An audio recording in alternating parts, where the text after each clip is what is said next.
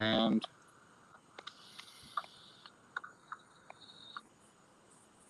should have a countdown.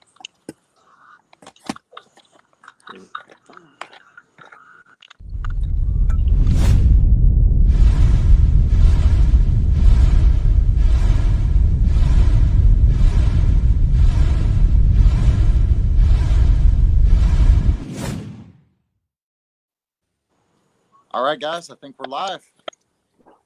Hello, hello. Everyone knows we're live, but we're live. I think we are. All right. I see it. Let's go around the horn, starting with Gene up there.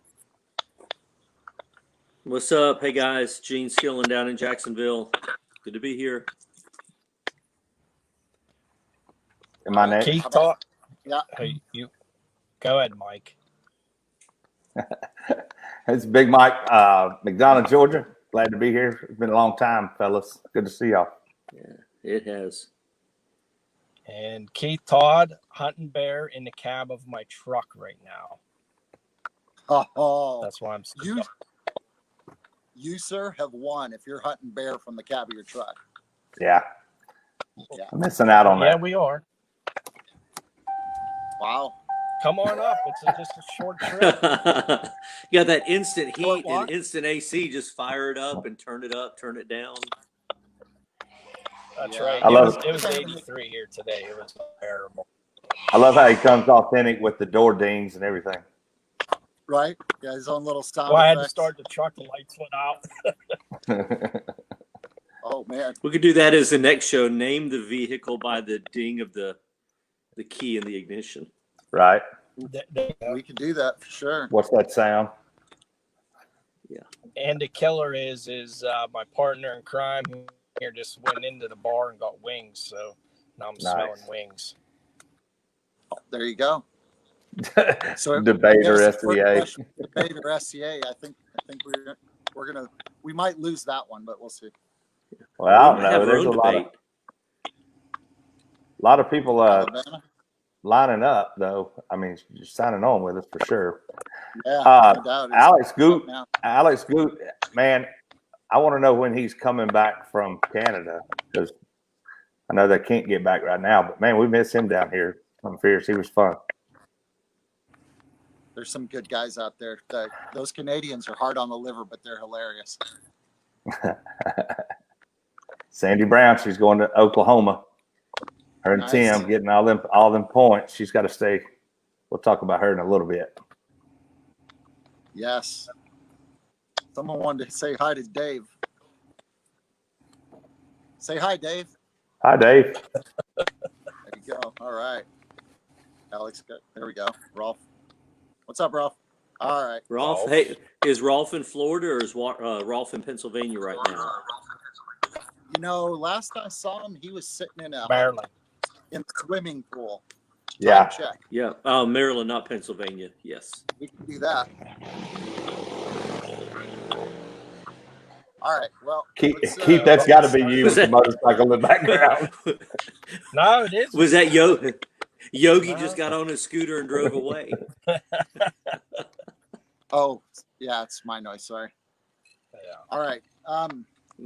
Shelly just got on her scooter and weekend. drove We had away. 15 qualifiers. 15 new qualifiers this weekend.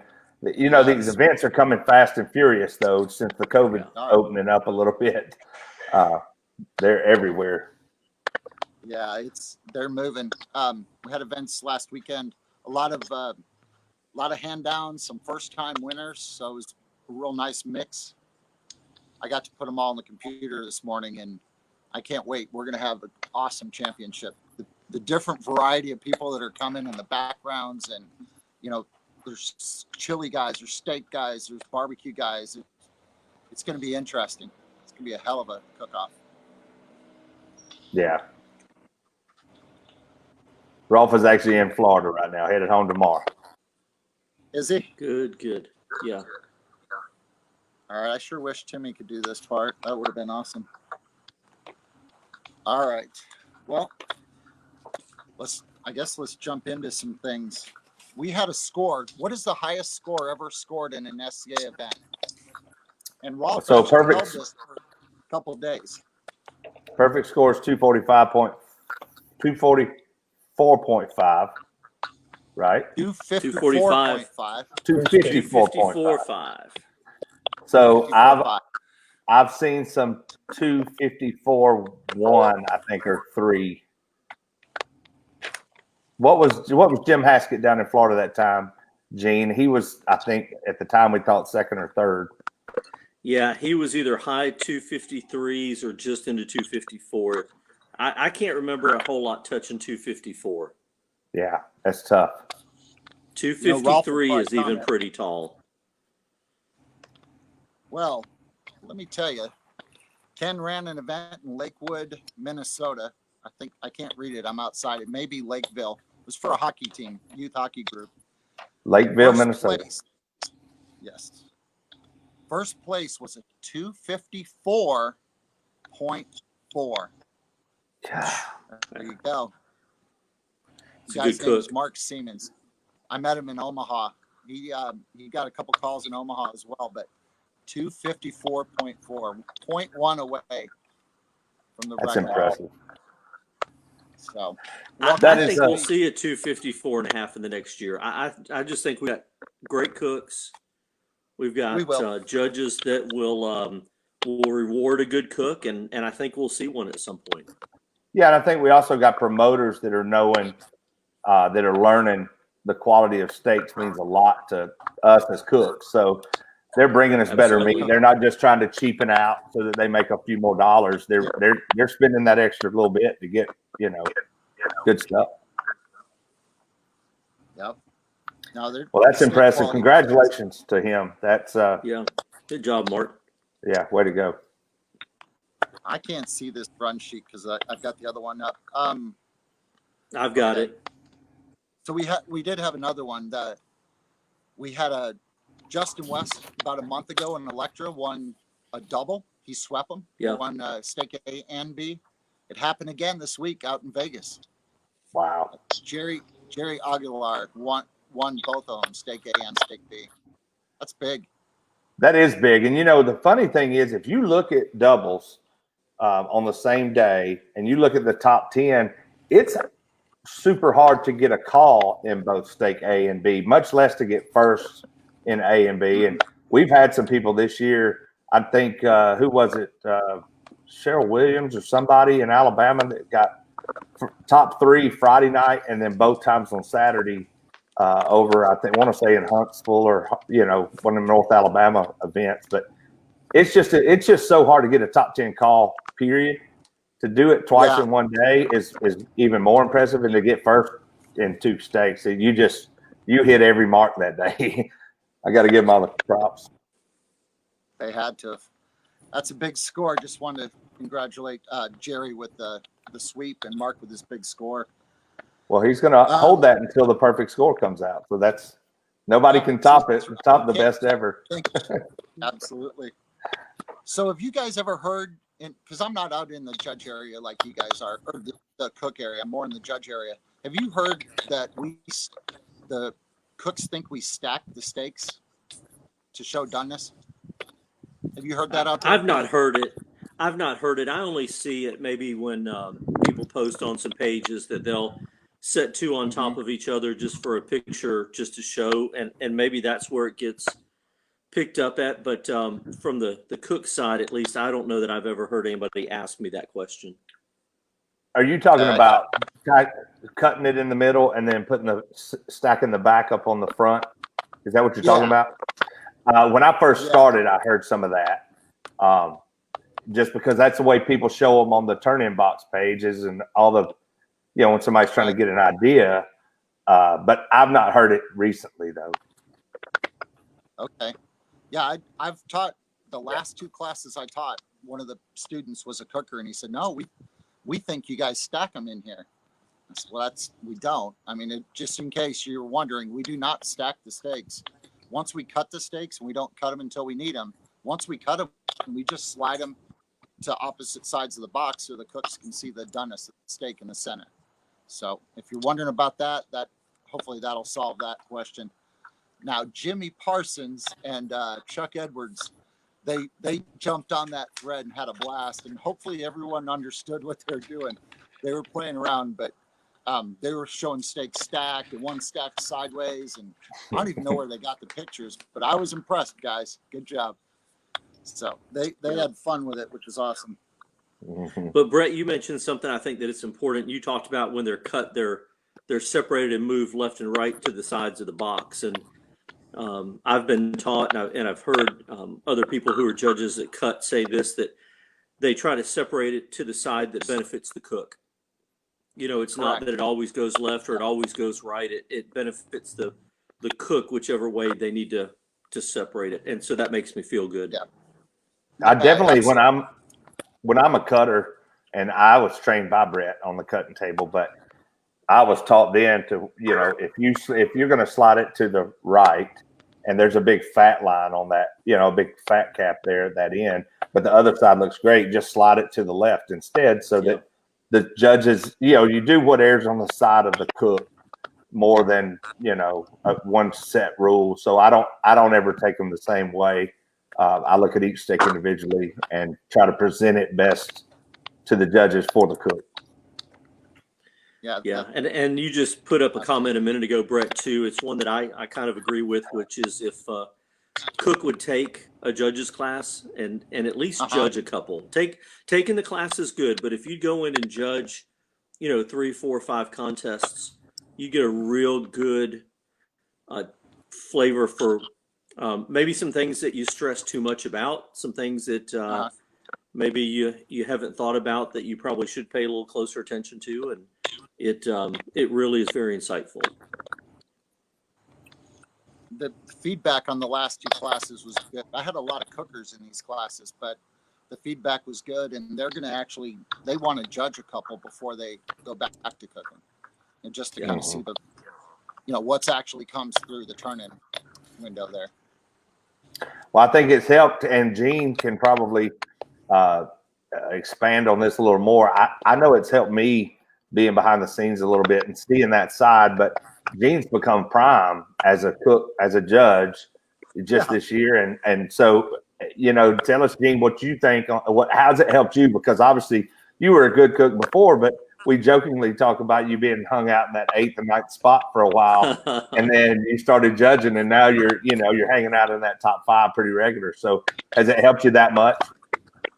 It's helped a little bit. You know, the one thing that I really kind of drove home was that the steaks aren't cut until they're ready to go to a table. And I think that will help a cook to know that, you know, the box may come in if there's a large rush, you know, maybe a box sits just for a second or two, but not a long time. But that steak isn't cut until it's ready to go to the table. And so for me, sometimes I would cut a steak at home for practice and let it rest a minute, 2, 3, 4, 5, 6, just to see what the color did and what the oxidation did over, you know, those couple minutes. But it doesn't take but a couple 2-3 minutes, and that steak is through the table. So, you know, I was letting the steak maybe sit too long, thinking that that was important in that oxidation, and it's not. Well, I know Keith From my barbecue brain and doing some of that, you know, I was worried about the appearance in the box, and did it have a little extra juice here and a little smudge there, and you know, I've completely forgot about that. I just put the steak in the box and walk with it. I don't worry about taking a paper towel and cleaning it up. And, you know, by the time it gets cut in half and slid, and, you know, the 3rd judge gets it and the 4th judge gets a bite out of it, you know, that bottom half is pretty well eaten through. And, you know, anything you try to do to clean a box is long gone. Yeah. I think another important thing. The first judge is the only one that. What's that, Keith? I said the first judge is the only one that sees it if you wipe the box out. You know, by the time it like Gene said, it's a mess already from slide. Well, even in reality, it's the cutter that sees it clean. I mean, by the time the first judge sees it, they even see it move some. Keith, you and Brett and even Gene. So I think it's important to let everybody know too. Gene's brought up the fact that it needs to go through that table pretty fast. We sit our judges based off of experience, or I do anyway, and that's the way I was taught, was to my more experienced judges are at the beginning, so that they move that box across that table faster. If the fifth judge gets it fast enough, that's my least experienced judge, and it doesn't matter if they take too much time. The oxidation doesn't happen. If my second judge takes 45 seconds, then by the time the fifth judge gets there, you know, it maybe have oxidized a little, and first judge and fifth judge see something different. So it's important to let everybody know we set them to try to speed that process up as efficiently as possible too. So, you know, we try to take that what table of death out of the question. You know, try to not make one of those. Well, we give them 30. My goal is 30 seconds per judge times 5 judges is 2.5 minutes. Mm-hmm. And to me, it's past 3 minutes, 3.5 is when they'll start to see oxidation. So as long as we're hitting that 30-second mark, whether the first guy hits it a little faster, you're putting money in the bank, like you say, towards the end. But you know, that 30 seconds is the important part to get through that one judge to the next guy. And they've got another steak in front of them. So. Mm-hmm. And the other thing I've heard as a cook, the other thing I've heard as a cook is, or one of the myths that was out there was that, you know, the judges in the middle get a little fatigued or a little tired, and maybe flavors tend to run together. And, you know, I can tell you with, you know, the crackers that are used, water in between, you know, the steaks, each steak tastes unique to itself. You can tell the difference. There's not a situation where they run together, the flavors kind of run together, you know, that kind of thing. The last steak is just as unique as the first one in its flavor. There's a question here. I don't know the name, but how many judges tables per cook? There's typically we try to do 1 table for every 15 cooks. So 5 judges for every 15 cooks. Yeah. And if you got 30 cooks, we want 2 tables of judges. That's what we try to get anyway out of it. Hopefully, if all goes well. Yeah. Uh-oh. Somebody bounced up, bouncing back on. Here they come. I thought a bear got teeth. Keith out there hunting bear. You must have saw shutting off that Wi-Fi service at the restaurant. Yeah. Like, I gotta go. The lights are out. They close, so who knows what's going to happen next. As long as you got your wings. Yeah. All right. Well, let me throw this little video up here real quick. This is part of our get out and vote, and this is a couple friends of mine that they're not part of the main thing, but I thought this is a perfect spot for them. SCA California encourages you to get out and vote. SCA Arkansas encourages you to get out and vote.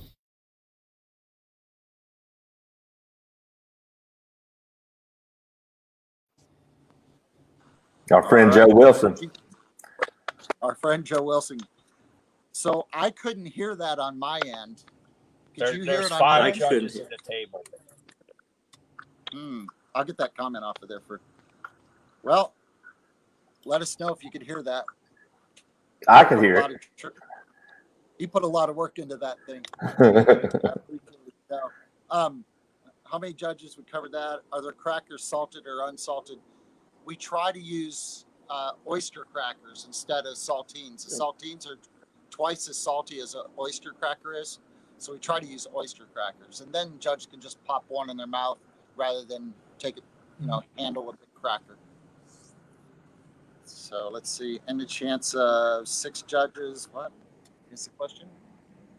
Any chance of adding a 6th judge and dropping the lowest score so that one judge doesn't kill you? Adding that 6th judge is going to put us against the window on that steak oxidizing.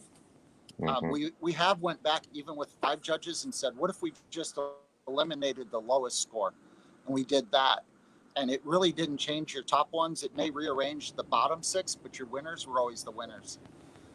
So we went back for 3 events and dropped the lowest score just as a test because we want to know. And it didn't work that way. I'm afraid adding a 6th judge would slow it down to the point that we're going to start to see different scores on doneness for Judge 6.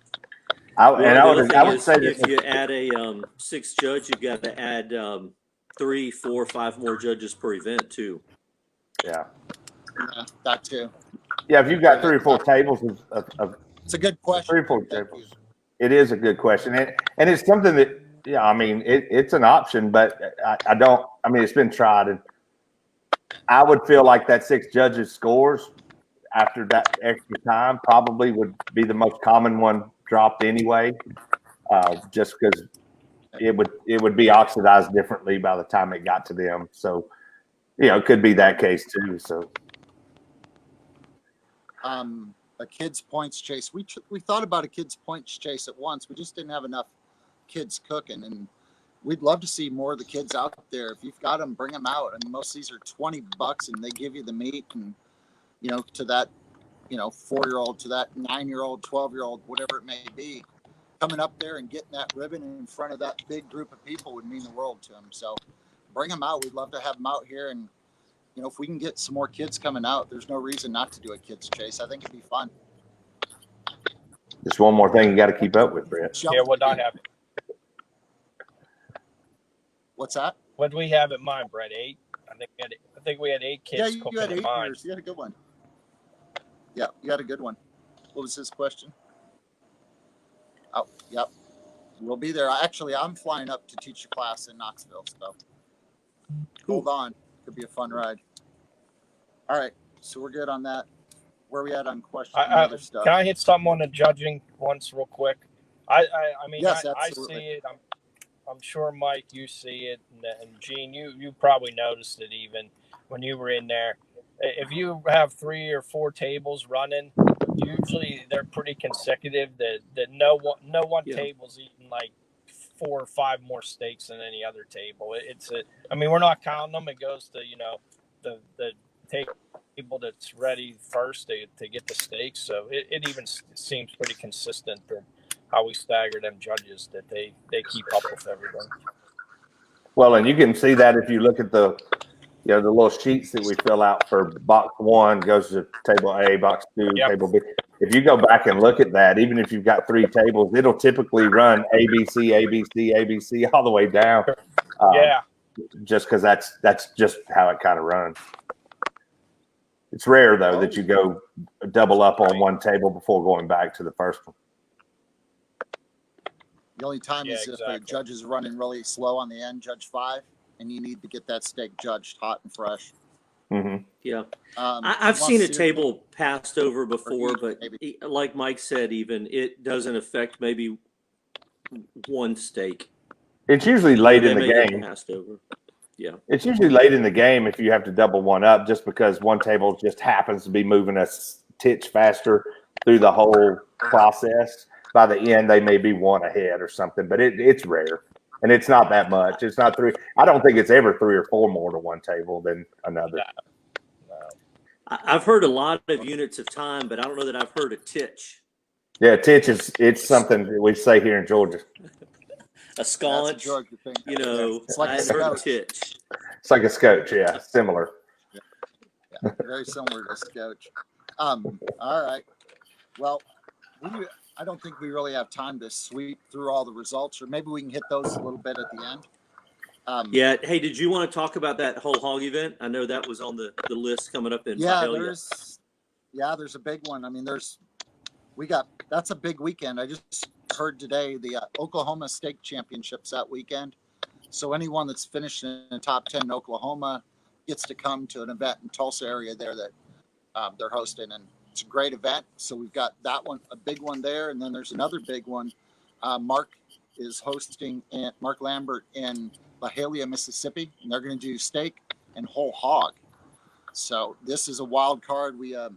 Harry over in Europe has developed a system which works great over there, and he loves it, and they do on site. But with the way things are here and the number of teams, we've had to change it a bit. And so they just changed a couple things, and we're not trying to get into whole hog or do whole hogs. This is a one-off for Mark wanted us to do it. And so we just created a system, and it's blind judging. There is one person, a judge on site, but his job is to verify that fork came off of that hog. So nothing comes off of that, goes in the box unless that judge sees it. Just a little different. I saw the price of the entry fee. So is that hog included? That is hog included. That is not a BYOH right there. It comes with your own hog. They're going to provide everybody a 120-pound hog, so everyone's cooking the same. I think you said 115 to 120-pound hog. They're going to bring them out in a reefer truck. They're going to do the same SCA selection.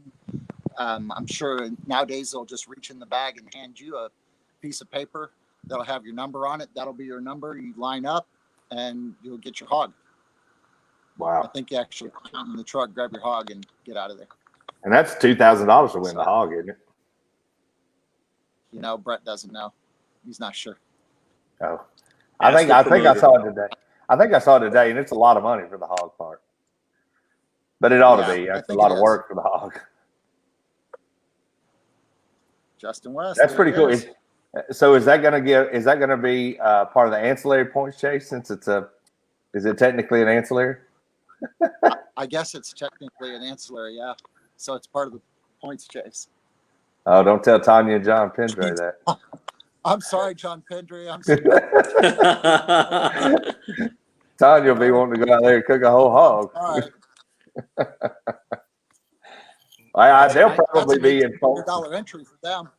Yeah, I think that's the same weekend as that one in Folkestone, if I'm not mistaken, in South Georgia. We got a triple down there. So Yeah. Is that I think the that's- 13th weekend? I want to say 17th for some reason. I don't know. I think I'm 13th. I may be in wrong. Valley that week. Yeah, no, I think you're in California that weekend. Anyway, yeah, there's a lot of, there's so many events every weekend now. It seems like there's more than there was this time. Of course, this time last year we were done with the championship. So, and maybe why there's more right now. We were in recovery from the championship at this time last year. Kind of, it started off slow intentionally to try to give everybody a break. And then, this year I'm afraid it's going to be fast break as soon as it's over, because technically this year our season ends December 31st. So anything December 31st is a qualifier for this year's championship. After January 1st, it becomes next year. So you'll qualify for the following championship, which will be held in March again. I've heard plenty of rumors about that double, that New Year's Eve double and that single on New Year's Day. I've heard plenty of rumors from all over the place. So I've not seen anything definite yet. I've got paperwork. I don't have everything complete yet. That's all I can say. Yeah, I've heard a lot of rumors. Yeah. If someone's looking for a ticket, me and my partner in crime are repping one in Marietta, Ohio next Saturday. I think it was like 12 teams. Wow. With a judging class. Is it 12 right now? I think. I don't know. We have Ange, if you're on, see how many's on there. Post it. I thought there was 12 earlier, but I think there was 12. Last I looked, there was. Andy Williams going to be a wild man. I need glasses. Wild New Year's Eve. You want mine? Bring them to you. All those, leopard print. You know, I had them on before once. What that does is that New Year's Eve, if there's doubles anywhere in the country, that means that top 10 is going to all have to be somewhere. They don't have the luxury, and even the ones in the top 25, the ones that are trying to get that. I know you had on that sheet about the songs, the walk-up songs. If that's going to be the top 25, those folks will be the same way. They'll want to stay in that top 25, and that's moving around. Some the top 25 are right now, and it's they can all go either way. Yeah, absolutely. Let me jump into that then. Past years at the championship, the top 25 in SCA points, the Ace Hardware Points Chase, will advance, and they're going to get to come to stage at the championship, which means they pick their own walk-up song. So what was your walk-up song last year, Gene? You were in the top 25, weren't you? I was not. I was just outside. Nope. Did not make the stage. I was like 28th or so. I know John Pendray had it was Johnny Cash's "I've Been Everywhere," Yes. where the song "I've Been Everywhere, Man, I've Been Everywhere," because he had been everywhere trying to get those top 25, and he could probably use the same one this year, because this year he's 5th or 6th right now, so he's doing a lot better this year. All right, I'm going to try to shut that so I can pay attention. Did that clicking go away because of that? I'm still hearing it. I think it's Keith's partner in crime smacking them wings over there beside him. No, he's not. He's smacking some playing wings on his phone, texting his girlfriend or something. You boys are out of hand. All right, so there's, Oh, let's see what we have here. What is the single most important thing about cooking a steak? Doneness, taste. I know what mine is. Let's go around the horn. See what you guys say. Gene, what's the most important part of it? the most important part about cooking a steak, I'll say steak selection. Of the three that you put up there, doneness, taste, or selection, I think selection's important. I think, here's the thing, and we talked about earlier with the drop score. They're equally important. Doneness, taste, appearance is all equally important. But I have seen teams early on in the number pick a steak that just had a lot of gristle, had a lot of fat and connective tissue down in the spinalis, and I thought they're going to have a real tough time making that steak tender. So I think you won't win with steak selection, but you can certainly knock yourself out pretty quick with steak selection. As far as the individual category, I'm going to say doneness. I think if you hit doneness right, you do a better chance on texture, and I'm going to go with doneness.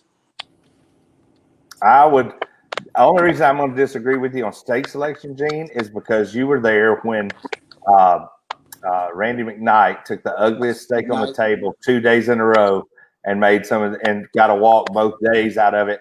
I think, it does depend a lot on what we do with it. I go with you, though, on doneness. And one of the reasons is doneness and appearance are the first two things to get judged when that judge opens the box. So if they see that the doneness is hit perfect and they see that appearance looks good, I think already in their mind, they're excited about tasting that steak.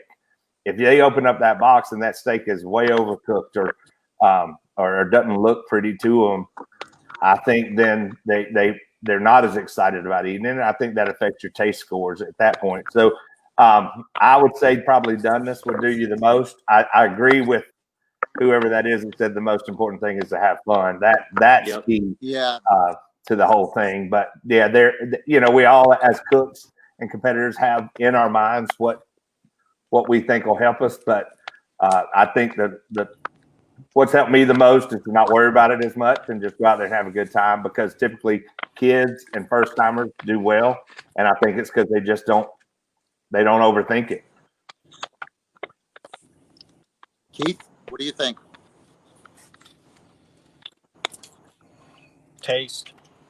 Doneness, I can't, In my eyes, doneness, it's a shot in the dark. We don't know what it is when we turn it in. So you could be shade over, shade under.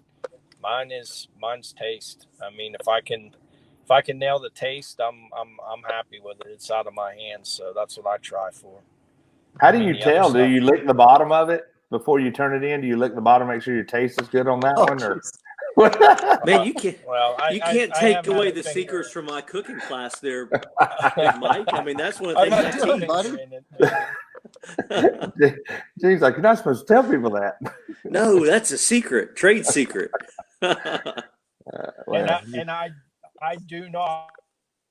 never ever cook my practice steak. I don't do it. Really? Okay. No? Wow. I roll with the one that I want, and that I screw it up, I'll do it, but I don't cook it. I have heard people not cooking that practice steak and only doing their first one. I think Stacy Croft does that. There he is. Hey, Timmy. Timmy's here. Oh, look, he's smiling. He's got a hat on. Or he's drinking. Did you put a new shirt on? I think it's both. You got that. What? Hey, move that comment so we can see them guns. He's down at the bottom. I put a shirt on. For those who don't know, we were all on here before the show, and Timmy was shirtless, and he was. It was an awful sight. But Timmy does have the best mic of all of us. So. I stole it from work. I hope nobody's watching from work. Taste the string. Yeah, let's hope your boss isn't watching. Taste the string. Yeah, that's a big category. Brett, what was your answer? Did you give your answer? I think doneness. I think you hit doneness. Texture seems to fall in line.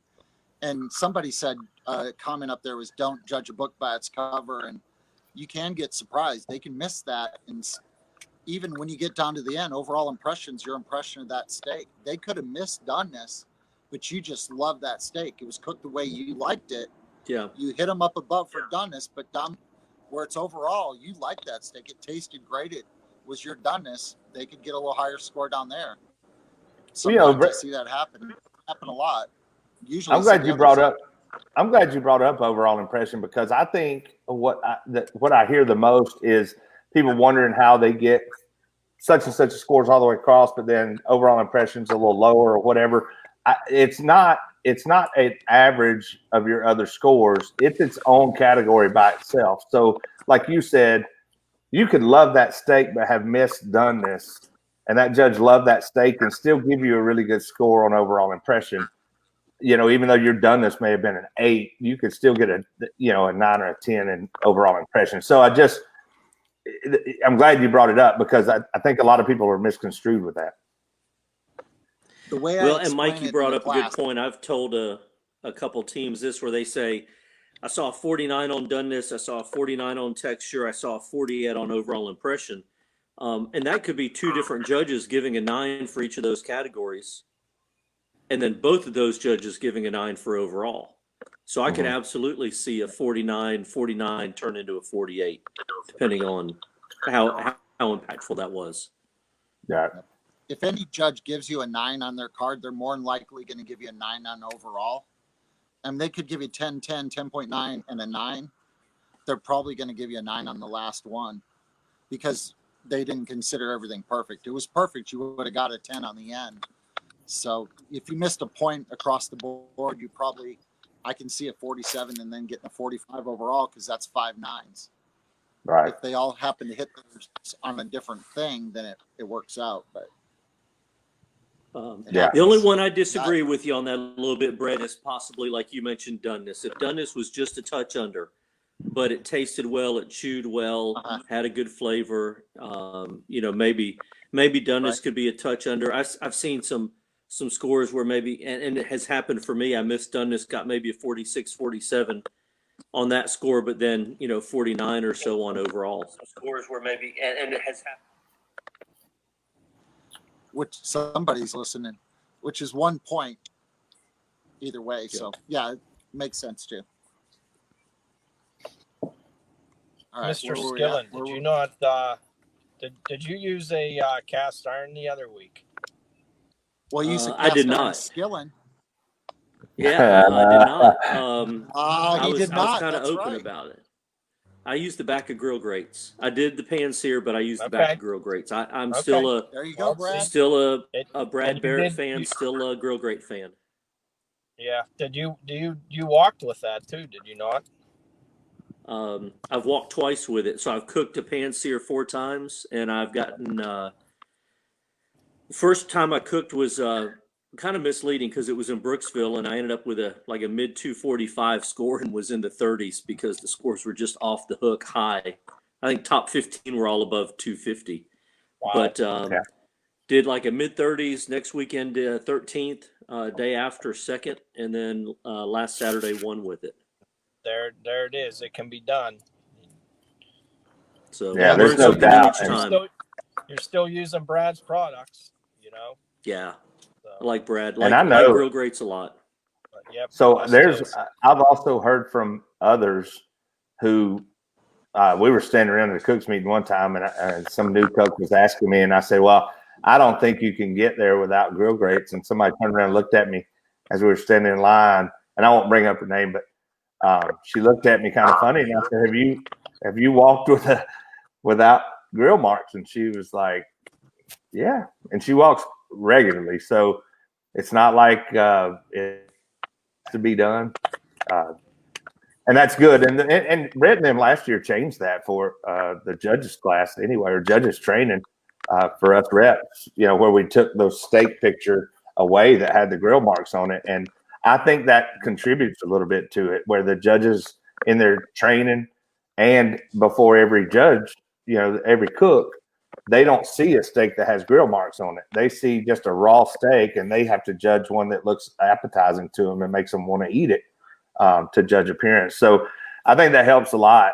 I saw 2 of Gene's steaks. Gene and I happen to both like to turn in early. And so a lot of times we're sitting there 5 minutes early waiting on turn in time. But so we'll share with each other what we cooked. And I saw 2 of them, and they were both impressive. I mean, they looked, I'd eat either one of them. So it's not surprising that he finally figured it out. It took me 2 years to get enough nerve to do that. The first time I tried it was actually the first year of the shed. I was over there early and helped with the judges class at the shed when Danny Kennedy was teaching, and Matt Overson was there the first year. We were over by my trailer, and we all cooked the steaks for that judges class, and we flipped a set of grill grates and did the back of them and turned just a pretty steak in. Absolutely gorgeous steak for the judges to sample that night. And I thought, man, if I could ever do this. And then it was Brooksville. That Friday night was a $50 jackpot. And so that was the reason I did it. Was a $50 entry, and got the appearance score back, and it was a 49. I thought, well, if that steak got a 49, I got a shot. And so I just kind of set out on a mission to keep doing it. And I don't know, that night you said after awards that night, because that was the first one I saw of yours, Gene. And after awards that night, you said you had some other things to work on taste-wise, because pan frying it does different things than obviously on the rails of the searing it does different things than the rails do. So having to flip the steak and do different things with your taste was the adjustment you needed to make, though, wasn't it? It wasn't the doneness and the appearance. That night it was texture. The first night it was texture. The second night that I did it was doneness, and then I did do strategically. I changed how I rub, when I rub, changed the timeline. I did not change the flavors. I'm using the exact same flavors, but I did change the order and the time in which I applied the rub and did some stuff, kind of changed that up a little bit. But the flavors are the same. Yeah. Well, like I say, they look good. And then where were we at? Lions? That you did it in Lions was the Friday night. Yeah, Lions was the Friday night you cooked, and then McDonough was the second place. Mm-hmm. Friday night, where'd you end up there? 13th. Yeah, I knew you had done. Doneness got me that night. It's a little bit. Yeah, I knew you had done there. Anything in the works for judge refresher classes? Do you see anything different between regions? I don't know. I can't see whose name that is, but I do. In the regions I've been in, I don't see a lot of difference.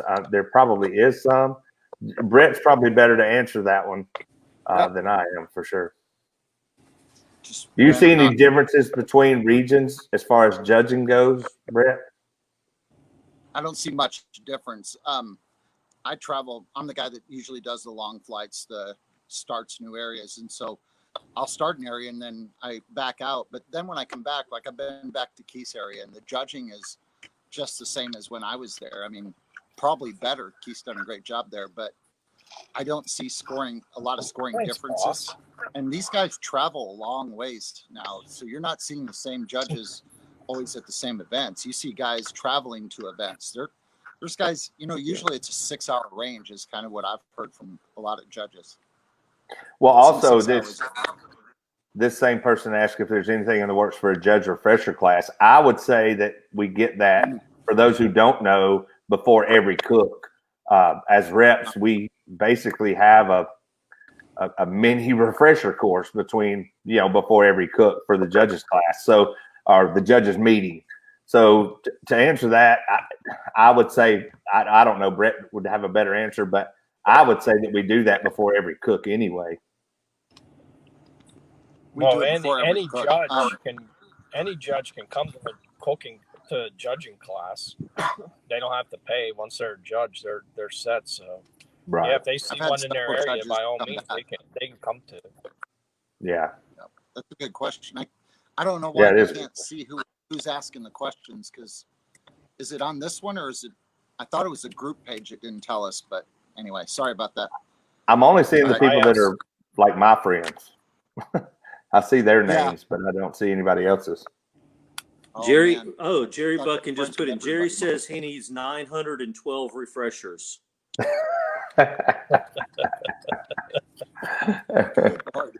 And Jared Sounds Ogle would only legit. need 256 refreshers. That's right.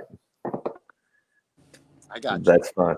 That, by the way, for those who don't All know, 912 is Jerry's area code, and 256 is Jared Ogle's, and they go back and forth a lot with the 256 and the 912s, and it's a lot of fun. Matter of fact, Bridget Johnson in McDonough the other week won, and she's from the 256 Yeah. area code, and her number on her ticket, and I don't know the first number, but it was like 8256. So her ticket number that she got her golden ticket with was her area code, Yes. which they always talk about the 256. So it was really cool for her. Wow. And Jared's probably so jealous that that happened to her and not him.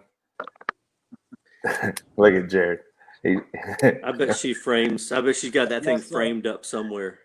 That ticket with the 256 on it is attached to that golden ticket, I would imagine.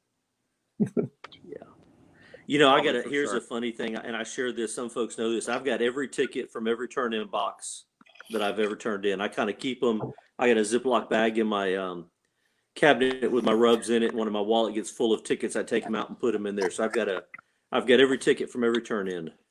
There's nothing about that. There's one in my door. There's one in my door in my truck. I just grabbed it. Gene, I think we can speak for all of us that there is nothing about you having every ticket you've ever turned in that surprises Nothing. That does not shock me at all. I got every score on a spreadsheet too. I do. I got every score on a spreadsheet. Wow. Uh-oh, here's the answer. Yeah, she's got it taped to the plaque by the golden ticket. That's awesome. Nice. Nice. She didn't even realize she had the ticket number 256 until after, like once it got out there, and she was up there getting it.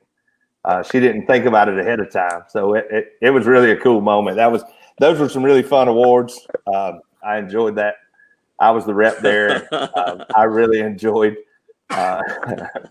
those awards. That was a big time. That was I gained a lot of respect for John Pendray that night. I already had a lot, but boy, I gained twice as much just for awards that night. His click clack was probably the most legendary thing that could have happened, and probably the most unexpected thing I've ever seen. So it's been a thing since Brooksville. It's something that we won't go too far into it because there may be kids watching, but something Dana Coleman came up with down in Brooksville. And it became a running joke, and it was a Dana Coleman thing. And then John Pendray gets up there, and as quiet as he is and as low key as he is, it's called a click clack, and she just that kind of thing. And he actually did it during his acceptance thing, and it floored everybody. It was hilarious, by the way. It was really, really good. All right. Judges like a bag of candy after a cup. We just fed you steak, no candy. Hey, I'll tell you what. You come to Marietta, Ohio. We'll give you a bag of candy for trick or treat. There you go. Free candy if you go to Marietta. See no ice cream truck driving around. Be careful.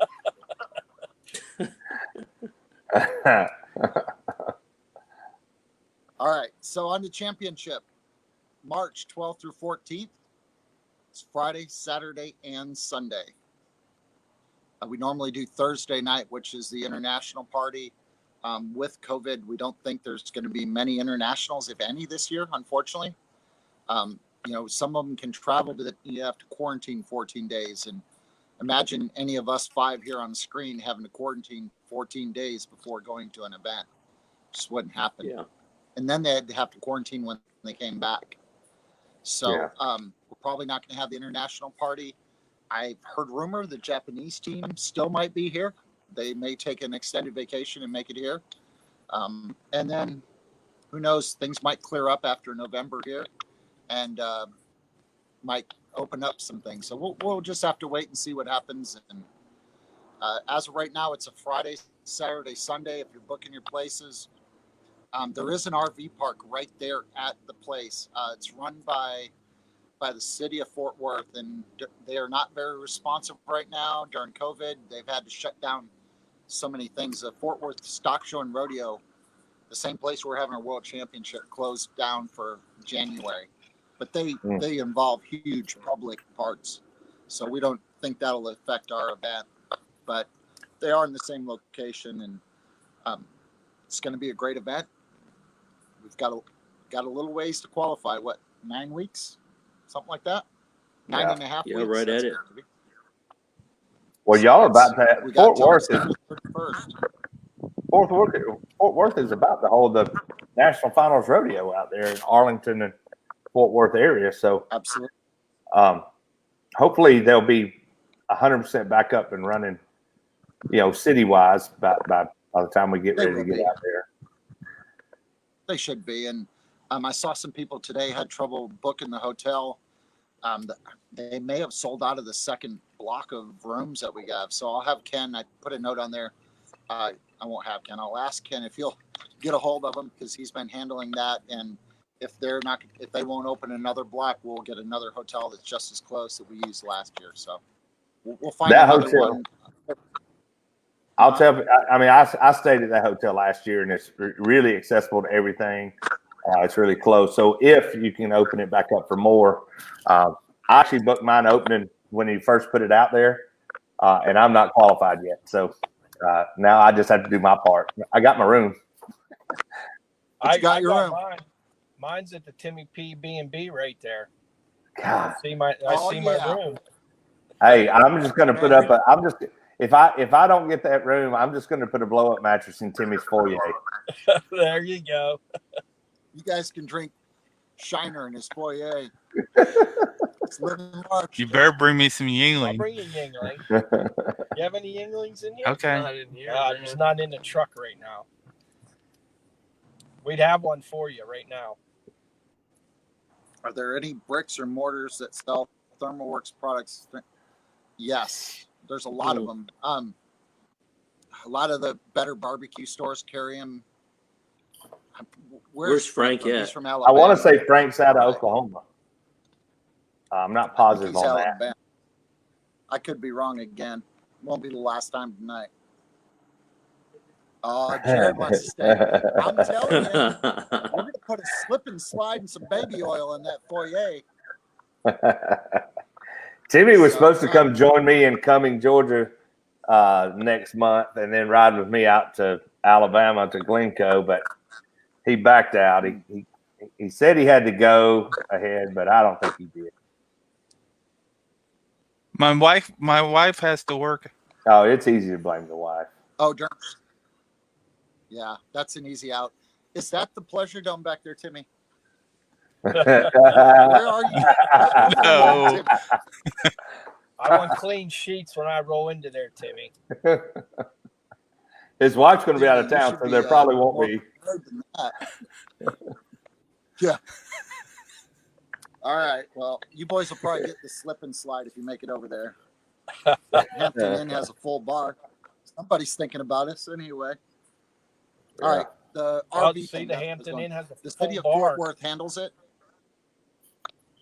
Timmy's got a full bar. Oh, I know. I don't He's care. out. I'm staying with I him. do. I do have a full bar.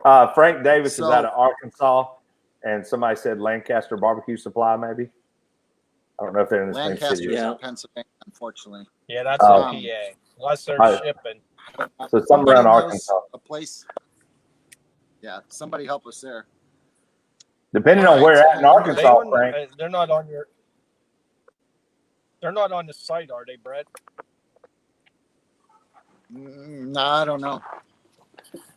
Well, I was about to tell Frank, I would imagine, does Memphis Barbecue Supply probably would have something like that? I mean, they're not far from one side of Arkansas, depending on where he's going. But. Yeah, it's true. Depends what side he's on. All right, so we talked about championship. It's March 12th through 14th. The RV parking, you can, if you bring an motorhome and want to stay there, you just get a hold of the city of Fort Worth, and they're the ones that handle the bookings. But you cannot cook at your campsite if you are in a motorhome. You have to be in the cook area with everyone else. We did have some teams that stayed there. And they would just set up their awning in the cook area. It's no problem. Danny will be there. Danny is going to volunteer, God bless him, to run the outside again. Sucker for that is the most thankless job, Danny. I can't thank you enough for what you did last year. Yeah. I mean, everybody Danny has to be where they want to be, but he did a great job and defused a lot of situations. So Yeah. God bless you, Danny. Welcome back, brother. Oh, He got us in there in a hurry. He got us out. He helped get in and out, and man, he did a really good job. Very organized. Kept it very civil, and man, he did really. I'd hate to do what he had to do, but yeah, Mark Lambert probably does carry him. right. Frank Johnson, Davis. Lambert does carry him at his start. This Ryan's comments cracked me up. Ryan's up for comment of the year right there. Yes, he is, by the way. Oh, man. Case of duck fat. You got any duck fat there, Timmy? We wouldn't have made it through the weekend if Danny wasn't. He killed it. And one of 15 phone calls Danny makes to Angel a day, I'm going to have to lay dibs the East Coast will be in the same spot. Well, you heard it, Danny. East Coast, same spot. He got that. I will say that load in with everybody loading in that morning, that Friday morning last year. We thought we were going to get there early, and of course everybody thinks that. And we showed up, and people had gotten there way before time was supposed to be. And Danny had that thing going. We were literally over to the spot where we stayed the whole weekend within maybe 5 minutes from the time we got to in front of the road to turn in. To the time we got parked, we're probably 5 minutes. Mike, did you take your trailer? Yeah, I had a trailer. I borrowed one, a little small one. Yeah, that's what I thought. I mean, the trailer seemed like they went in fast, and we were right there to the right going in the entrance. And, I mean, I think it went really fast and well. Yeah, it was great. We loved it. You ride with Jared Ogle? Weren't y'all racing us out there? He was. Yeah. I know everybody was on the phone with each other that were coming from the southeast and trying to see who was where and who had stopped at Buc-ee's and who was going to stop at Buc-ee's and who was going to get there faster. And yeah, we were. I will be racing to Timmy's for a slip and slide party. Yeah, slip and slide Timmy. You may have to. Hey, Brett, are y'all going to do the thing like you did last year, where you go live all day on the SCA page at the office? Yeah. And yeah, I'm going to do that Thursday or Friday? Well, Thursday we're in the office, so yeah, Thursday we'll go live from the office, and we'll just have it set up. It'll look remarkably like this. Yes, it will. Then, yes, it will. And then Saturday we'll go live from the championship. I hope to have Austin there live and just kind of roaming and talking. We'll see. That'd be fun. We hope so. And Friday night, David usually helps me a little bit on that to go live with some stuff. Yeah. And David's a big time cooker now. Yeah, David's a big time cooker now, man. Homeboy got him a call this week. Yes, sir. Someone said, "Click, click." That's got to be Dana or Brian, one of the two. Well, I wish I could see it. I wish we knew. If that's Coleman, Coleman's got the link. Jump on in here, Brian. Yeah, Brett, why don't you do these things from your Crown Royal chair? Well, the Crown Royal chair's in the office. So well, you got two. Both in the office. Yeah, well, one may get a little uncomfortable. You got to switch every now and then. You should bring one to this office. Was that the actual background? Yeah, well, I could work on that maybe at the new house. Is that the bone so in the background running around? Yeah, that's Boner. T-Bone, come here, buddy. Come here, buddy. He's behind you. Come here. Yeah, he's up here. You better be careful calling him and going, you'll have Dana in stitches down in Florida. There he is. Look up there, buddy. Over here, T-Bone. T-Bone. Yeah, well, he's not looking. Oh, T-Bone. He's looking for cookies. All right, buddy, go on. All right, so we talked about the RV, the hotel. I know one of your comments, Keith, was you couldn't find food last year. That was frustrating. Yes. So I know Danny's working on. I don't there was need to food. eat fat. Well, there was food inside, but it is a long ways away. So there'll be food inside this year, and then they're working on a food truck or two to be out there as well. And that was one of the things Danny worked on when he came down a couple weeks ago. So we did listen to the feedback. The feedback we got was great on the facility, which is why we're back at the same place. You know, Friday night River Ranch was great. Did you guys have fun at River Ranch? Oh yeah. Oh, absolutely. Yes. Yep. Yeah, that place is beautiful. The setup was good. Nobody listened to the people playing outside, though. We had music outside, but I think the inside went long enough to where it kind of drowned those guys out. But man, if for anybody who hadn't been, if you get a chance, don't miss it, because not only is the SCA family in full force, and you really see that there more than anywhere. It's just the whole what do you call it, pageantry of the deal, where you see those top 25, and you see the people getting the recognition that they deserve from a year's worth of hard work. And yeah, it's just a lot of fun, man. Just a lot of hanging out, a lot of getting to know people. So if you're qualified, just don't miss it. That's all I can say is just don't miss it. Be there for Friday. Even if you're not qualified, come down. Yeah, true, right? Because you can do the open on Sunday. Yeah, do the open Sunday. We can get you tickets for the River Ranch. Hell, you can even probably judging spots or help or something. I'm sure Dang will take help in that judging room. Someone running boxes. Well, if nothing else, I mean, I'm sure anything. Things always need to be set up and moved, and somebody needs to, just anything. Danny could use some help. Just whatever you want to do, whatever aspect you want to be a part of it. I'm just telling you, if you're part of the SCA and you can get out there to Fort Worth for the championship, it's worth it no matter what aspect you're in.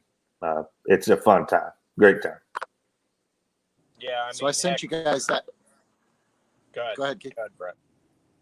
I sent you guys that top 25, our current top 25, and we haven't announced that yet. But these top 25, if the season ended today, would be in the championship. They would, they would actually be on stage, hear their name called, and pick their own walk-up song. No matter what song it is. I mean, if it's Timmy and it's Raining Men, or if it's Mike and it's Big Time in Atlanta, or whoever it may be. So glad mine was not as bad as Timmy's. I know, I ran out of stuff to say. I'm glad. So whatever song it is that gets you going, that's the song you pick, and we're going to play it as you I can't win. And guys go up there, and the guys from the Netherlands were throwing tulips last year, and they've thrown koozies and T-shirts. Guys are throwing all sorts of stuff to the crowd. It's a blast. It's like WWF, that kind of how they make much of the wrestlers, and that's what we want to do. We want to make the guys come to stage. They earn that. Everybody sees them. Everyone on social media is going to see them as well. It's their time to shine. What are they going to bring to the stage? Yeah. So these top 25, do you guys have a list? Because it's dark here. I've got the list up. You think it's dark where you're at? You're not hunting bear. I've got them. The lights on. Come on, buddy. All right, go ahead. You going on 25? Well, are you going all the way down to 30? Let's go to 30. These guys are knocking on the door. One call, they would be in. They would hear their name on stage. So right now, in the just outside the top 25, 30th is Rusty. Tied 30th and 29th are Rusty Haddisek and Steve Art. You got James JT Turnbull, John Green, and our friend Randy McKnight, who we mentioned earlier. Those are your 5 that are on the cusp of being in that top 25, and it looks like there's only 13 points from 30th to 25th. So, like you said, This one is gonna call. change weekly.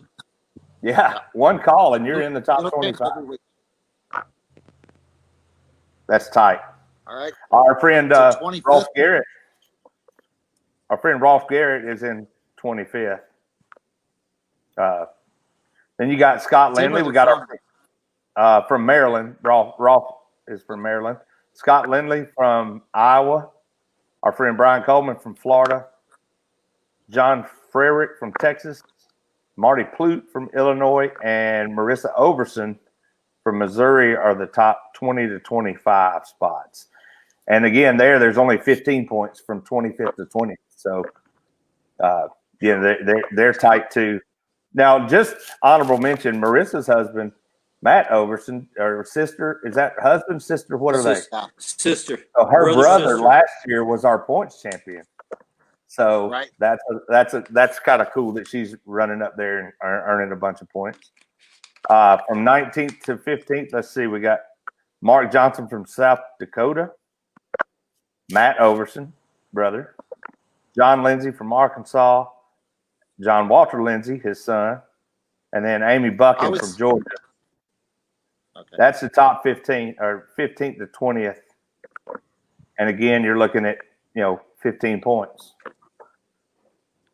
Close. Every one of them is close. So that's the top 15. So or the bottom 15. So all the way up to 10th, you go Raymond Patterson from Texas, Mike Knight from Texas, Jeff Jacobson from Nebraska, Mark Huntley from Iowa. That's everybody outside the top 10 right now. And Mark Huntley has 159 points, and I think to be outside of the top 10 with 159 is pretty impressive. So, shows you what everybody's doing. So your top 10, Mr. Ron Burns from Mississippi. He's making a big run lately. Jerry Buchan from Georgia is in 9th. Cheryl Williams from Mississippi, 195 points in 8th place. Andy, her husband, 7th place. Mr. John Pendray, who we talked about, in 6th place. Terry Roan, what year did he win the championship, Brett? 18? 2018. 2018 champion Terry Roan. 18. He's in 5th place. Lane Holmes in 4th place. Mr. Tim Brown is in 3rd. Ben Blanton in 2nd. And Sandy Brown in 1st place with 353 points. Unbelievable. That's the most anyone's ever had. Yeah, I mean, we've had. Imagine if we didn't have COVID and we canceled a bunch of events. Yeah, we're missing a couple of months out of the year. Yeah. Oh, 2 2 months were missed. Well, her and her husband, Tim and Sandy, will that be the highest husband and wife duo if they hang out in that top 5? I mean, it would have to be close, right? Yeah, the other one would have been John and Carrie, maybe? Yeah, John and Carrie. They're an incredible couple also. Yeah, they are. They're Andy a lot of fun. Cheryl, right there. They're on their tails. Yeah, we got 2 couples in the top 10, 2 husband and wife teams in the top 10. That's fun, man. When you get out and they get to travel together and do something they both love, and they're both great people. And Ben Blanton's one of my favorite guys. I just met him last year at the championship, and he's one of my favorite guys to be around just because of his personality and his, he's just such a good guy. So congratulations to all of you in the top 30, really, because all of you got a shot at getting your name called and your song played. So. Yeah, look out. I see East Coasters. They're making a run, huh, Mike? Yeah. Oh, yeah. There's this is not all, and this is what I get asked a lot. We used to, when I first started getting into this thing, it was a lot of Texas, Oklahoma, that kind of area, the Arkansas. But if you look now, it's so mixed up and from all over the country. I mean, we've got South Dakota in here, for goodness sakes, and a lot of Florida, a lot of Georgia, a lot of, Maryland's and Iowa's, and just, Illinois. We got them everywhere. So it's just a testament to how well it's grown and how the cooks travel and do their thing. So kudos to SCA for that.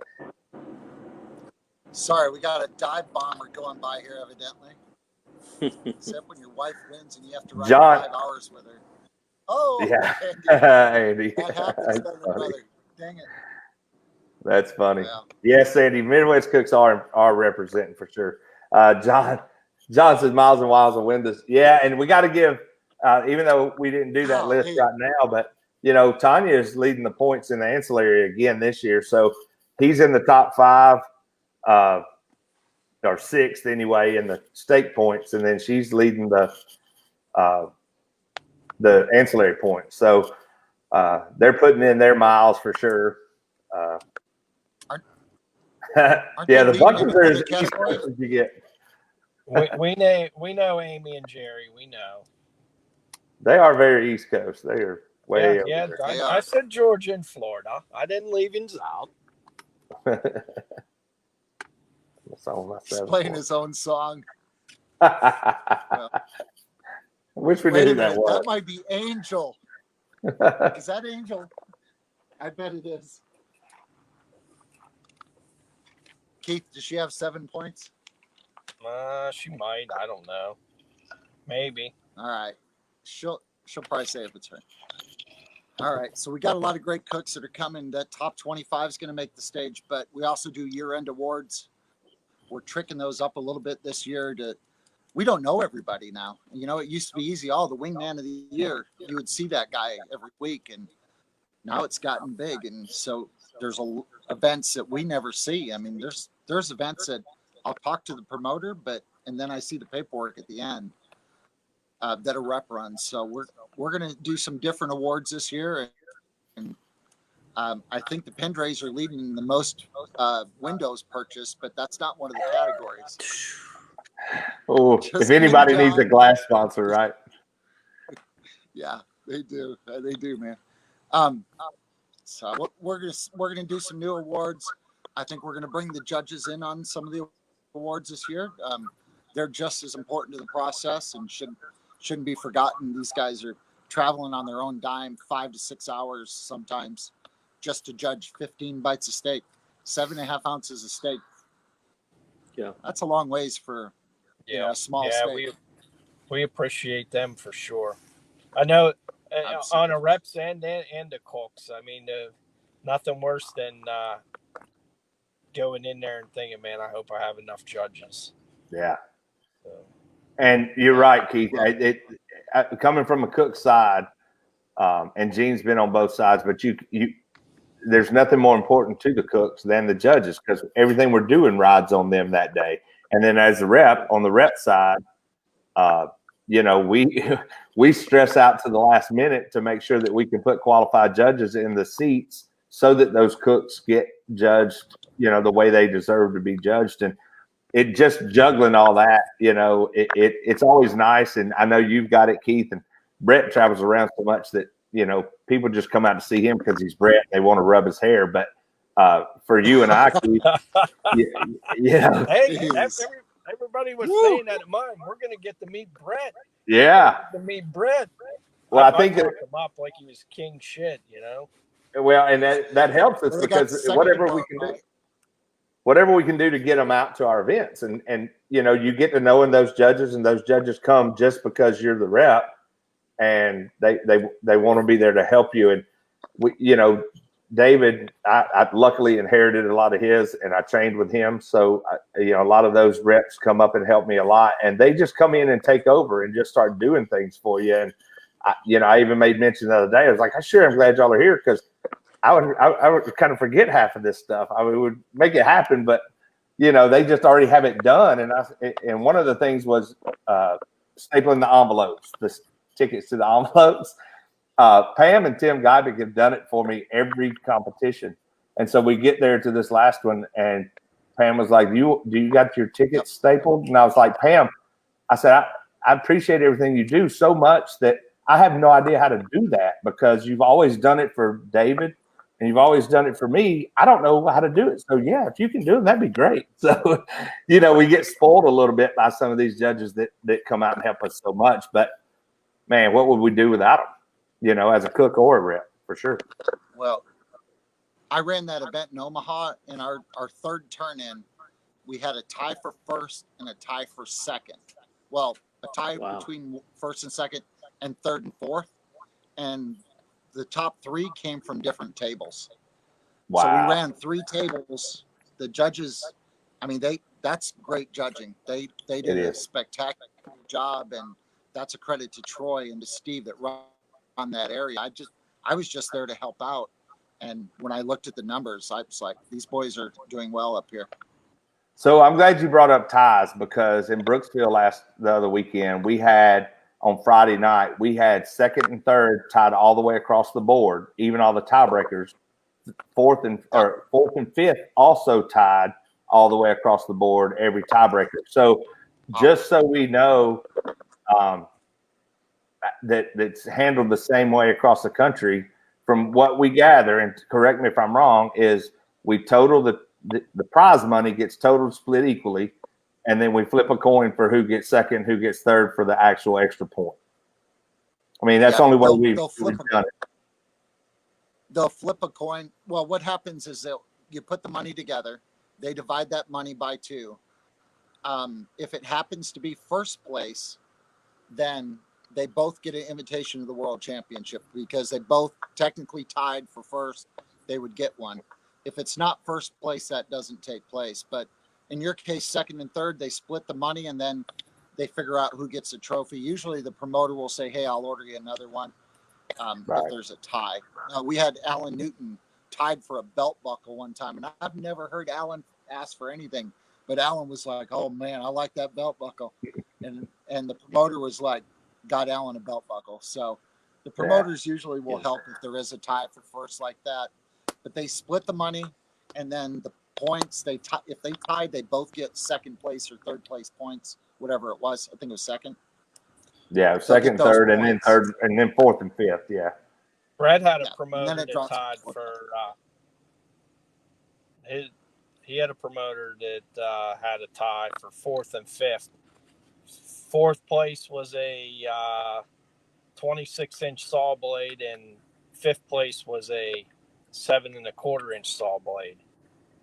Within the next week, my wife was out, and I had the blade cleaned up, and my wife got it all done, and my sister-in-law lettered it, and the guy had it at the very next weekend at the competition. So yeah, that goes both ways. I seen that comment about the promoter stepping up her game, and that's what keeps people coming back to your events, is when promoters are stepping up the game and raising. I ended up paying through 15th. This just it was a nice gesture and all of that. So yeah, people are upping their prize money. They're upping their trophies. They're doing all that.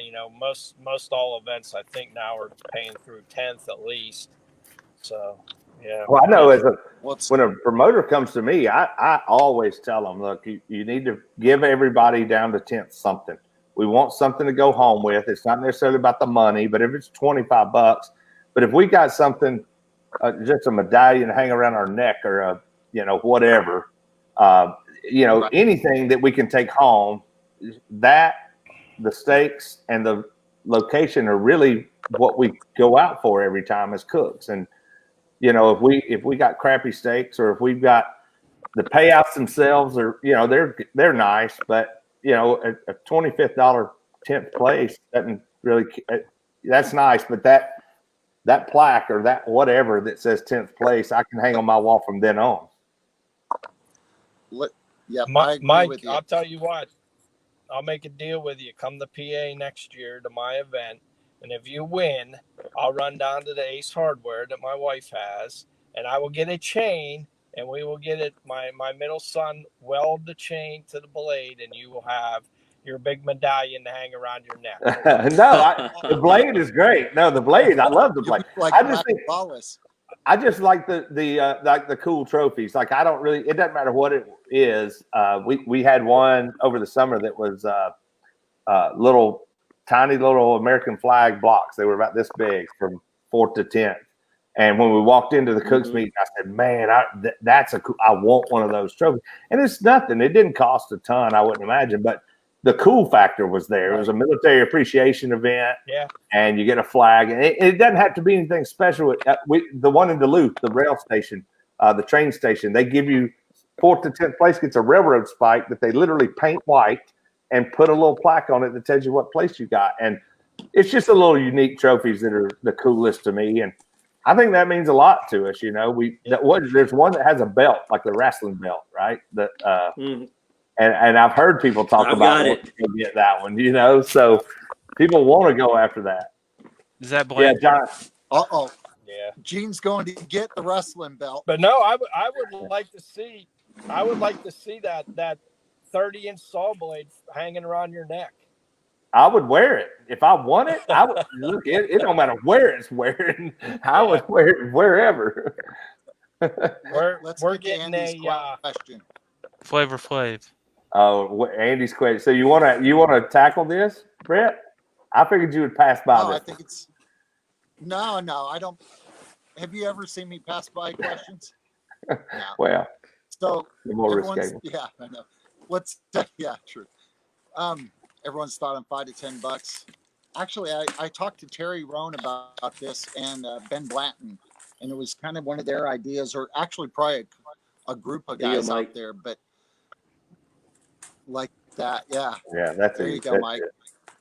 I love that kind of There's your wrestling. There's your wrestling. I like the belt, idea. buddy. I like the idea because it incentivizes the judges to be there. They come on their own dime, and if they could win a little bit of money here or there back, that would probably help them. And, there's a lot of judges are older, and they're going to end up phasing out, age-wise. You need that younger generation. And I've hit the local pop-up dinners trying to find judges and things like that. Those little young foodies are kind of what we've been chasing, but they're hard to land. But if we, if you could say, hey, there's a drawing at every event for the judges for a little bit of cash, not a lot, just a little bit, then, it may be enough to pay for their gas, and they'd be happy with that. I mean, I would be happy if I'm going to eat great steak and get some gas money. I'd be all right with that. I think anything, that you, anytime somebody can get free money, they're not going to not like it. I mean, I don't know that I don't know what it's going to take to get the young foodies like you're talking about. The benefit we have now is that our judges, a lot of them are retired, and this is their hobby, or the ones that aren't retired. This is still just their hobby. They love to do this, and it shows that they love to do it. The younger foodie type folks that you're talking about, the problem with that is, how do you get them away for a weekend when somebody calls and says, hey, we got a big party going on Saturday, and you're like, well, I was supposed to be in Florida, and they're like, well, I won't go to that. So it's going to be a little harder just because their priorities are different. They hadn't caught the bug yet and got to know people. We do have some younger judges in the southeast down here. We got a few. So that maybe they'll trickle in. It's going to take some getting in here to start telling their friends, and their friends get interested, and you know what I mean. It's just going to be one of those things. But the judges are the most important part, and to me anyway, the judges are the most important part. You can do it with either side. You need the cooks, you need the judges. I'll tell you what. I'll throw a $50 gas card on my event. I'll be the first one to start them. When I have my event in August, I'll give away a $50 gas card or whatever gift card. All right. Well, and we do, even as reps, the SCA, sometimes we have those giveaways. And when we have those, the judges are they love that, and we even had them in the Southeast. If they'd won it once, since we had that long run, if they had won it already, they just wouldn't take another ticket and let somebody else try to win it, So Jimmy's got a good idea. I thought you were laughing about the one judge in Florida that didn't get a knife. Well, that's true too, and so you get that, you know, if it goes down to a draw, and there's some people that just don't have the luck. I wish I knew who You're these seeing people were. comments I'm not seeing. Yeah, I can see all the comments coming up. Can you see them, Keith? Yeah, I see it. Gene? Oh, yeah. On the right. Actually, because it came to my watch. I seen it. That was from Amy Buchan. I missed Okay. that one. I see when you throw them up on the screen, but I don't see them behind the screen. All right, Shannon Graham. Was that rap Gene Skilling? I Shannon didn't hear Graham. what. Okay. There you go. Shannon Graham, who is the promoter for Glencoe, Alabama. That, if you'll remember, that was the first one after COVID in Alabama that I repped at. He said he'll do a gas card on he's got a double coming up in November 21st for the, oh gosh, I can't remember. It was something for kids, Christmas for kids. They raised money. For kids in Glencoe. Yeah, they raised money for kids. And man, I got to give a shout out to Shannon, and thanks for watching the whole time, Shannon. But that event would not have went off had Shannon not been as stubborn as any mule or whatever you want to call it. But most promoters would have give up on that event. And he told me, I kept calling because, you know, we were calling everybody back then, finding out if they were going to have their events. And I kept calling all the people I was supposed to rep. And he said, Mike, I can't cancel this. If I do, I don't have any money for these kids for Christmas. These kids won't have a Christmas. I can't put this off. And he just fought and fought and fought. And no matter what adversities came, Shannon stepped up and just kept going. And man, he put on a fantastic event. And and Glencoe, Jared just mentioned, is the last chance qualifier for the Alabama State Championships that will be held in January, I believe. So if you're not qualified for Alabama, that means you get a top 10 in any event in Alabama, and then you can qualify for the Alabama State Championship. So that'll be the last chance qualifier for that. So make sure and go get your qualifications. Gene, you're qualified for that, aren't you? Yeah, I qualified actually at that Glencoe Cookoff. Yeah. Bill Mann's qualified, I know, from that one. Russell Wright, I think. A bunch of people. Has no backup. Yeah, that was kind of how Shannon put it to me too, Brett. He was like, these kids won't have a Christmas if I don't do this. And so he fought through it, and just as helpful as any promoter can be. I just got to give Shannon. I'm proud to be able to go back out there and help him in November. So it's going to be a late night though, Shannon. I got to do one here in Cumming, Georgia on Friday night. So I'll be getting out there later on Friday, but I'll be there. I got to call him, by the way. All right. Yeah. So we covered the walk-up song. Top 25 now. Where are we at? We're almost what else there. we got? I've got the at large up. We haven't gone through the next 10. You want to talk about how you handle that? Oops. So the next 10 in line are the at large bids. These are guys that they're up there in points. But they just hadn't won yet. So the next 10 highest in points that don't already have their ticket qualified. And you have those names? Yeah. So I've got those top 10. Yeah. So if it ended today, the first one on the list is Michael Rosenthal with 73 points. Then Hank Couch from Tennessee at 63. Jonathan Hayes, Dirk Mullins, Jared Williams, Michelle Perelka, Brenda Zweifel, Brad Mullinex, Wes Watson, and Brian Moore. And Brian's got 50 points. That's the 10th place of the at-large. So that's is that 9 states or 8? Does it say on it's that 8 list? states. It's 8 states. Wow. 8 or 9, yeah. Yeah, Florida's twice and Oklahoma's twice. Yeah, okay. And then just outside, so 50 points is where Brian Moore is. 47 is Frederick Hain from Pennsylvania. 43 is Big Mike. Yeah, that's 41 is Jody Harris. And then at 40 points, Ty is Russell Wright and Jimbo. Those are your top 5 below there. Jonathan has his ticket. What was the name? Jonathan what? Jonathan Hayes. Hayes. Hayes. I'll look that up. I just went on what I had. Shelly Okay. does all the points, so I could be mistaken on that. I wondered. Okay. All right. I'll look up. Hey, Well, so good to know. Thanks. I'm just gonna. This is I better than hope. debate. Yeah, I just assume 2 or 3 more people tell us that those folks up there got a ticket because that'll move me up some. I am 2 out of the top 10. One.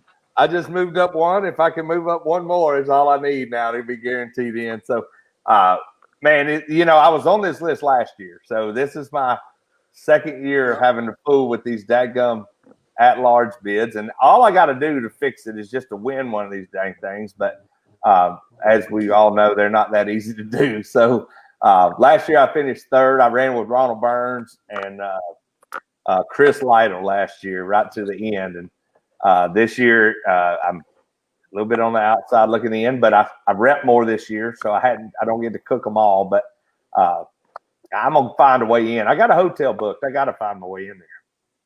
Mike, you can come cook with You'll me make it. because maybe Angel will be working and Jen will probably be helping Brett on the soundboard, so you can help. Well, either way, I'm going to do the. You're cooking it this year, aren't you, Keith? Because you got yours last year at Ace. Yeah. So yeah, maybe I'll do that. Maybe we'll team up or something. But hopefully, I can just come and cook against you instead of with you. Well, maybe we can have an outfit: cowboy boots and shorts. There you go. Can we wear shorts, Brett? Is it warm enough there? What's the temp like? It could be. In March. It could be. We can do that. Right. Well, is that what we're wearing on at your place, Tim?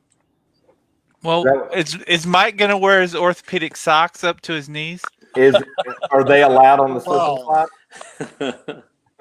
Okay, do you allow boots on the slip and slide in the foyer? That travertine can be hard on the knees there, buddy. And those are not orthopedic socks. They're just boot socks that come up above my calves. But they look like orthopedics for sure. Oh, Timmy. I'm gonna have to fix something. If Timmy can get a joke on me, then I need to change things. So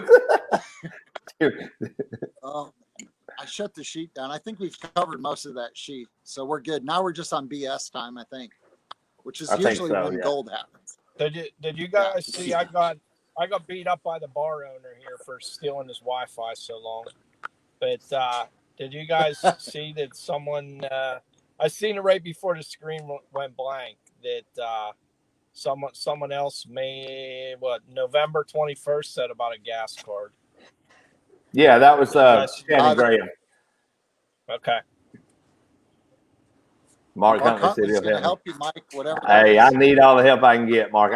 Look, and that's a good one to have on your side because Mark last year, remember, he was like 2nd or 3rd in the points and didn't win. He hadn't won, and then he finally busted that ceiling open, and he went on just a streak of some wins right in a row. And so I've not busted that ceiling open yet. So Mark's the guy I want to help me bust that ceiling. I handed Mark his ticket down in Maryland. Nice. He helped Angel. Yeah. So, Mark's a good one. I appreciate that, Mark. I'll take your advice anytime, my friend. It's Tim. SCA California encourages you to get out and vote. SCA Arkansas encourages you to get out and vote.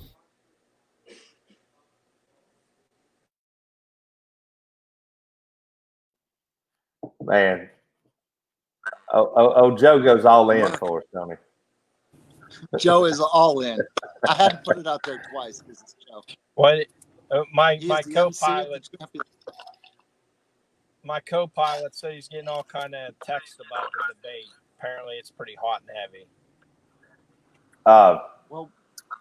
Speaking of co-pilots, Jared, I guess he's asking if we're going to be co-pilots again. Yes, I'll be more than happy to do that again. Jared and I rode out. stopped and picked him up in Birmingham last year, and we rode all the way to Texas that day. Matter of fact, pulled into the SCA office about the time y'all were getting ready to walk out, Brett. You remember that last year? We were trying to hightail it out there. You were two spoons coming out of the drawer together. It was amazing. I didn't know if we were spooning, forking, whatever was going on, but there was silverware in that truck. That's right. Well, we got there, and that was the key. And you made it. We left about 4 o'clock that morning. I think we pulled up out to Texas about 4 o'clock that afternoon. That'll be the plan again. So Timmy stays muted, Jared. If we don't let Timmy stay muted, he'll get one in on us every now and then, like he did with my socks comment. So they keep a short leash on me. If you want something interesting, get on with me, Timmy, and Mike about 10, 11 o'clock at night for a conversation. That's when Blair Witch Project. Well, we hope that one got deleted somehow, and Brett doesn't have it in the archive. It might make its way to the championship. Because that one was gold that night. There was no doubt. That was the after party. Yeah, just watching Timmy fold on the floor. All we saw was nostrils in the camera. Yeah, he looked like Hasselhoff. The cheeseburger in his foyer. Yeah, except he wasn't cussing his daughter, so he was all right. True, he was not doing that. That was a good time, man. All right. Well, we went to start to talk about championship, and it got off on tangents, but I think that's what happened. So it just means we should do it more often, guys. That's absolutely true. Right. Everybody wants their SCA TV. That's what I hear. Dun, da, dun, da, dun, da, dun. It's just hard to get the time, but we need to make time. All we need to do is nail you down, Brett. I know. Because look, Timmy's always got free time. Look, I mean, he's got nothing to do but sit there in his den of sin and look at the computer, the pleasure dome. He's sitting in the pleasure dome, yet he's talking to us. What's wrong with this picture? He's just so used to looking at the computer while he's in there that it's just normal for him. I never leave this room. I never leave the computer screen. Yeah, well, typically he's on YouPorn or something, probably. All right. On that note. Yeah, on that note. All right. So, thank you guys. We'll get back. Maybe we can do a show next week. Okay. Everything. All right. Sandy, why not? Sandy, we'll give you more SCA TV. As long as I mean, I enjoy watching your live feeds when you're at awards. So anytime I see someone that is filming their awards live, I always click on and see what's shaking in that part of the world. And so I agree with that too, Keith. I think if because Gene does it a lot, we got Miracle in the Kitchen does it a lot, and I see people around the country. If you're at an event and you got service, yeah, Jared does it. If you're at an event, you got some service, just click it on for the awards because we'll watch it. You know, if we're friends with you or whatever, and that way because we're all interested in what happens in other parts, especially with these points races being as tight as they are. You know, I look to see if hopefully somebody that's in front of me on that points list that I'm on gets their golden ticket that day. And so I pay to all of those. So, yeah, anytime you're at an award show, if you want to take the time and you can do it, just start filming live with it. Yeah. Yeah. You don't have to commentate like some people toes. do. Yeah. Right. All right. Well, thank you guys. Appreciate it. Any last words, Gene? Just looking forward to getting out and cook. Gene? I think our next cook will be in Donaldsonville, Georgia, and then we'll be up in Glencoe. I think I just got 2 more for the year. All right. Yeah. I think, how about you, Mikey? I think I'm about the same way. I got the triple down in Folkestone I'll do, and then I'll be repping Cumming, Georgia the following weekend on the 20th, I think, and then 21st over in Glencoe. And then we'll play it by ear in Okay. December, see how close I am to that top 10. All right. How about you, Timmy? When are you cooking next? I think I'm done, unless something new pops up end of November 1st to December. Because I Oh, come can't on, cook the Timmy. triple. I can't cook the triple at Bass Pro, so All right. And your wife's gone for the month of November. right. Now, what about December? December might happen. Awesome Kingdom, buddy. Yeah. I heard the rooms are gone, right? I don't know. I hope not. You How live about right you, down the Keith? What do you road. got coming up next? Possum Welcome to Kingdom? Louisville, Texas. It's like 2 hours away. Yeah, it's not far. All right, Keith. How about you, brother?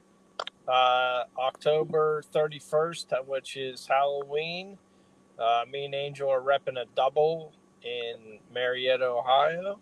And then we're slated to cook November 7th in a double, I believe it is, out by Lancaster, PA. And then we're repping a triple in Catawassa, December 12th, I believe. And then that's all that we got. But we're talking with some people, and we got some events coming the first part of next year. So the fire department that we did mine at, actually, Angel was doing their paperwork this week for a May event, May double. So Nice. I think we'll be what are we going to finish at this year, Brett? We going to surpass Ken last showed me year? the numbers. No, it's not going to surpass last year. It'll be just short. But we had 182 events canceled, so we would have been over 500 this year. We'll be in the 300s again. So which is most still of them amazing. have rescheduled in. Most of them rescheduled in next year as well, I believe. So, well, there's still I would say next year 92 that haven't rescheduled yet. It's going to be a big year. Yeah, I got one that hadn't rescheduled, but and then most of your European one or the overseas ones, a lot of them got shut down a lot different than we did too. Correct? I mean, did they reschedule a lot of those? Yeah, they're just on lockdown, man. It's a little different over there, and when you go to Australia, you have to put on a vest, and they call it bump in. And if you don't have a vest on, you get a fine. They're a lot more stricter on environmental things in Australia, so they're going to be parts of Australia are still shut down. We haven't had one there since March or before, I guess, February. We've ran 9 in New Zealand. We've had 8 Sheep in New Zealand. stock. We got 1 more to go. Sheep stock was the last one at the beginning of March. So, and that basically sheep stock. I mean, meat stock got shut down, and then they changed the sheep stock, right? So that one was like the first. I mean, they were kind of lucky to get out of there. I mean, before the complete lockdown. Well, the reason that event went on was Ken, Michelle Dang, and Trent.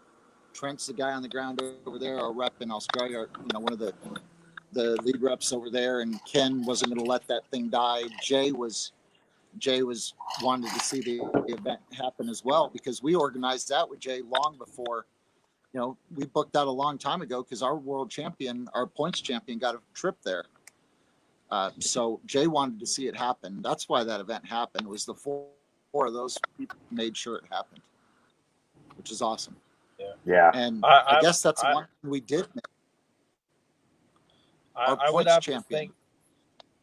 I have to think that the wheels will be turning off the SCA office next year.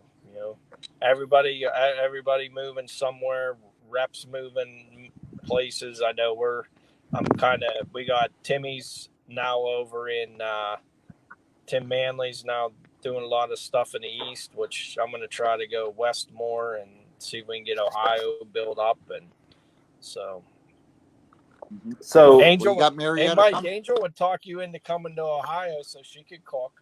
She's still chasing that ticket. You go to Ohio. So Brett, You mentioned last year's winner of the points chase got the trip to meat stop this year. Do you guys know what the points champion is going to get for this year? I do know. And I forgot to announce that earlier. So this year we've already made a decision where they're going. You want to take a guess there, Gene, where they're going to go? 2 years ago it was the Bahamas. Last year it was Melbourne, Australia, right? Melbourne. I'll go with. This year? Is it going to be international or domestic? Oh, it's international. Yeah. The goal is to let them see another part of the world they may not have been to. All right, I'm going with Japan. Oh, Okay. That's a good one. Mm-hmm. Very good. I'm gonna say Mexico. Right? I'm gonna say Mexico. Where? Mexico. Mexico. It's another one. I like Mexico. I'm going. What'd you say, Gene? I think Japan. I'm going. I'm going Asia. Well, that'd be Japan. Are you gonna narrow it down? Timmy, turn your dial up off. I'm going broad. I'm not just. What do you dial up over there? What are you doing with your dial up, Timmy? My gosh. Dang it, boy. We're gonna ask your opinion. Come on, Timmy. Hey, I'm gonna pick that one in Italy in the snow. West. We looked at West. We looked at Tokyo. We looked at Mexico, the one in A La Pareja. We looked at that one, Mexicali. We looked at Vancouver, and we looked at Amsterdam. Amsterdam. This year's champion's going to Amsterdam. Nice. Oh, Nice. What do I need to do to figure out how to be the champion? Windmills and Tulips? coffee shops. Yeah, tulips. So the winner will go to Amsterdam this year for the points champion. Wow. And of course, Green Mountain Grills is providing a grill, one of their grills. I think it's a Daniel Boone for the rest of the top 10. And then Ace Hardware is also throwing in prizes for the rest of the top 10 as well. Nice. So Amsterdam's the place to be. Now this is for the Ace And I Hardware believe it's points Tony chase. Stone. It's a double Yes, Mike. points chase, correct? Right. Is there? Points chase, Well, right. I'm not gonna say that in front of everybody, but I'll ask you that later. I don't want to put you on the spot. Something for the winner. The winner. Of the No. I was thinking the top 10 at the championship. I know, sometimes there's extra little things that they get too from different sponsors and whatnot. I wasn't gonna. I thought about it. I didn't want to bring it up, but there typically is. I didn't want to put you on the spot though. No, that's all right. There is some other stuff involved in it, as well as the cash prizes. And our trophies this year are going to be a little different. We're going back to our second event ever. And at that second event, we gave the top 5 or 10, I can't remember which it was, guitars. So they're going to get a SCA World Championship guitar. The top San Marcos. 5 or 10, I got to ask Ken, but at least the top 5 will get guitars, probably top 10. Wow. So something different. Those guitars were really neat. Oh yeah. They didn't play with the hilt, but Again, it goes back to the uniqueness of each one. The coolness, the cool factor is there. So even if you gave away ukuleles, it'd still be cool. We've done full size guitar from 1st to 3rd, and then ukuleles from 4th to 10th or something. It's still just a cool trophy. So yeah, that's kind of fun, man. Well, then I got something to shoot for. And Justin West is making trophies. The rest of the trophies for us. He's got some great trophies coming, so it's going to be it'll be a great time. Yeah, Good. I can't wait. Keith, any bear? Yeah. No bears?